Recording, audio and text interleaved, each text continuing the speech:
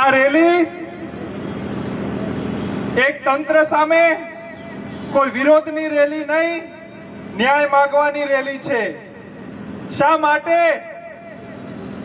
આ રેલી આ રીતે ન્યાય માંગવો પડે છે? ન્યાય કરવા વાળો સમાજ આજ ન્યાય લેવા નીકળ્યો છે. પરિસ્થિતિ કેમ બદલાઈ છે?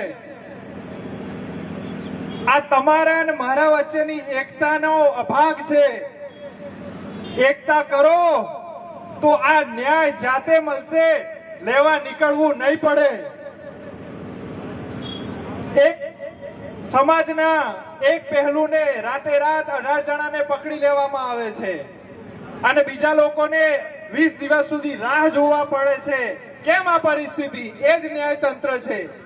પાટણવાળા ક્ષત્રિય ઠાકોર સમાજને રાતોરાત 18 જણાને પોલીસ પકડી શકે છે, તો કડીમાં જે દુષ્ટ તત્વોએ આ જે આચરણ કર્યું એને કેમ પકડતા 20 દિવસ લાગે છે?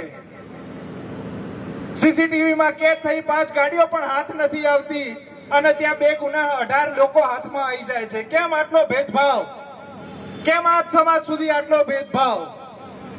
આ સમાજ ન્યાય માંગે છે અને આગળ ઉગ્ર આંદોલન કરવાની પણ વાત માટે તૈયાર છે.